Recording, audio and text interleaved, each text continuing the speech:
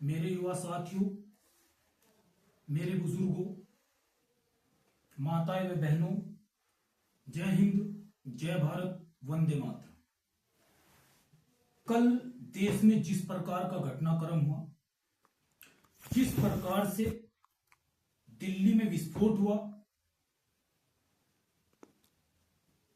वो भी लाल किले के समीप, जहां सुरक्षा व्यवस्था हमेशा एक्टिव रहती है,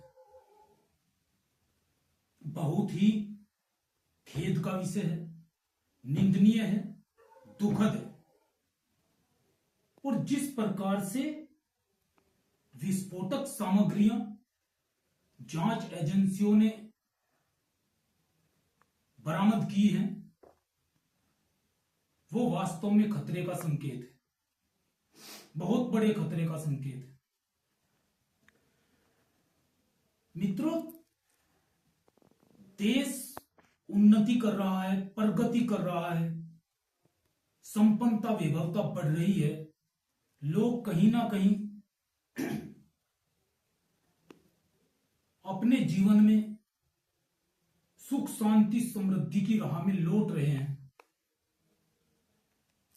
दोबारा से भारत विश्व गुरु की ओर बढ़ रहा है, दुनिया को दिशा दे रहा है, दुनिया में आर्थिक नीतियां तय कर रहा है।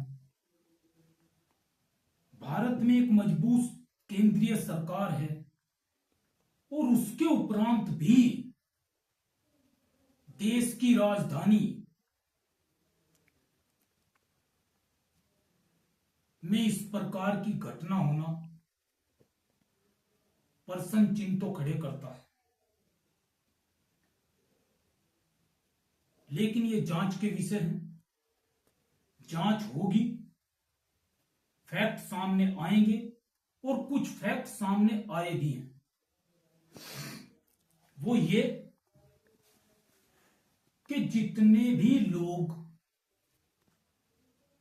चाहे जिनसे विस्फोटक सामग्रियां बरामद हुई हो या जो इस विस्फोट में इन्वॉल्व रहे या जिनके तार विदेशी आकाओं से जुड़े हैं, वो कहीं ना कहीं एक ही धर्म विशेष के लोग हैं। और ऐसा नहीं कि अनपढ़ हैं, गंवार हैं, जाहिल हैं। कोई इंजीनियर है, कोई डॉक्टर है, जिनका कर्तव्य देश की सेवा करना, देश की आर्थिक उन्नति में योगदान देना होना चाहिए।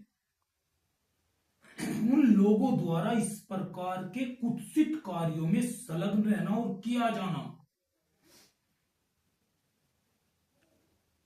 कितने बड़े खतरे की ओर संकेत करता है।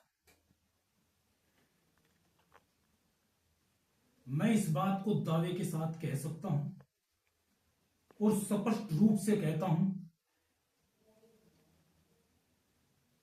कि अब कुछ ना कुछ बड़ा होगा, निश्चित तौर पर कुछ ना कुछ बड़ा होगा।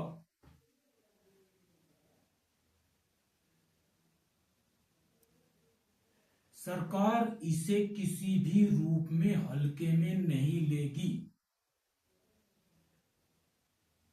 और यह भी आप समझ लो, अगर सीमा पार कुछ ना कुछ बड़ा करने की कोशिश की जाएगी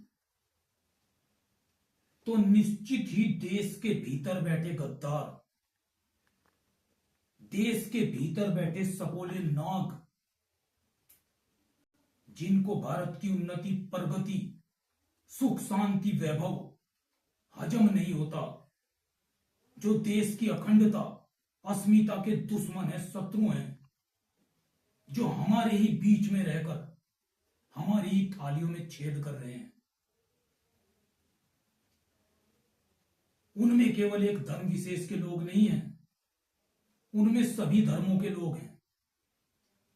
उनमें खुद को तथाकथित हिंदू कहने वाले गद्दार भी हैं,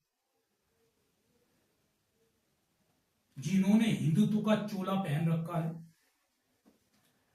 लेकिन देश के साथ गद्दारी करने में किसी भी प्रकार की कोताही नहीं बरत रहे हैं। वे लोग भी हैं। जिनको सच्चे सनातनी हजम नहीं होते। मित्रों, अब समय आ गया है, सजग रहें, सावधान रहें, अपनी सभी शक्तियों को, संपूर्ण शक्तियों को संगठित करें, एक दूसरे के साथ कंधे से कंधा मिलाकर चलें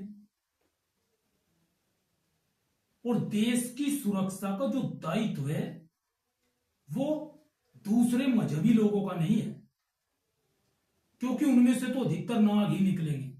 वे भारत को कभी अपनी मातृभूमि स्वीकार नहीं करेंगे।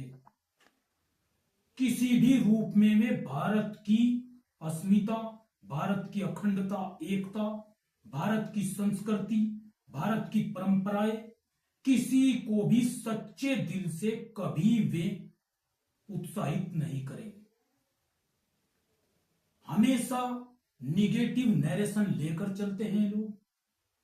ये हमारे हित की बात कभी नहीं करेंगे, कभी राष्ट्र हित की बात इनके मुंह से नहीं निकलेगी, और निकलेगी भी तो उसके पीछे भी कहीं ना कहीं घड़ियाली बात होगी बस।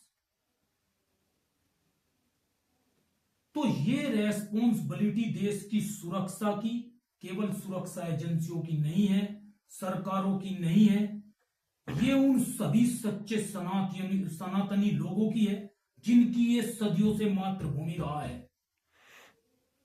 उन सनातनी लोगों का दायित्व है कि अपने राष्ट्र की सुरक्षा कैसे की जाए, किस प्रकार से की जाए, कौन से किस हद तक गुजरकर हम अपने देश की एकता, अखंडता, अस्मिता, हर चीज की रक्षा कर सकते हैं, अपनी आने वाली पीढ़ियां सबको किस प्रकार से सुरक्षित रख सकते हैं, ये हम सबका दायित्व है। अब बैठने का समय नहीं है, थोड़ा जागो, पहचानो। केवल आंकड़ों से कोई काम नहीं चलता, या केवल सोचने मात्र से, विचार करने मात्र से, या फिर फंक्शनों में भाग लेने से, प्रसाद बांटने, वितरण करने से, भंडारे करने से, इनसे काम नहीं चलेगा। काम चलेगा ठोस नीतियों से, काम चलेगा ठोस कार्य करने से, काम चलेगा एक दूसरे के साथ एक बलिष्ठ, शक्तिशाली, मजबूत ढांचा तैयार करने से, जो कहीं ना कहीं देश को संभाल सके उस अराजकता के माहौल में जो संभावित भविष्य में दिखाई दे रहा है। तो सभी मित्रों से, सभी माताओं बहनों से, बड़े बुजुर्गों से मेरी यही अपील है कि ये छोटी छोटी बातें बहुत कुछ कह जाती हैं, और इस चीज पर गौर करनी निश्चित चाहिए कि बाहरी दुश्मन का सामना करने के लिए राष्ट्र की सेना, राष्ट्र का नेतृत्व पूरी तरह से तैयार है, सजग है। और 140 करोड़ की आबादी को, उसमें फैले उन्माद को, उसमें फैली डर की भावनाओं को, उसमें फैले आपसी असमंजस्य को किस प्रकार से स्थिर रखा जा सके, किस प्रकार से देश की शांति व्यवस्थाओं में योगदान दिया जा सके, और किस प्रकार से उन चेहरों को खींचकर नंगा किया जा सके जो देश की बर्बादी का सपना देख रहे हैं।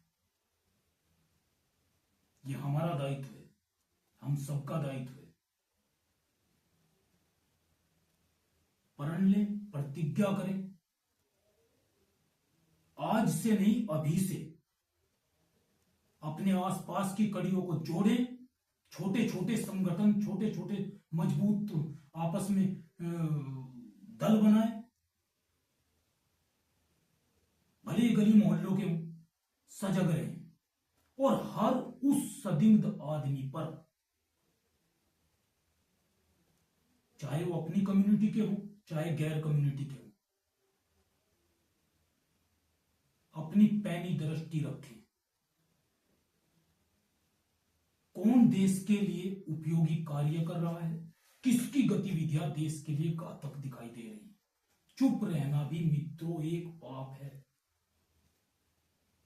जरूरी है कि अब जाग जाएं और अपनी लड़ाई को, अपनी भारत माता की, भारत भूमि के गर्व से उठे सिर को हमेशा ऊंचा रखने की दिशा में जिससे भी जो प्रयास हो वो प्रयास करें। सभी को जय हिंद, भारत माता की जय, वंदे मातरम।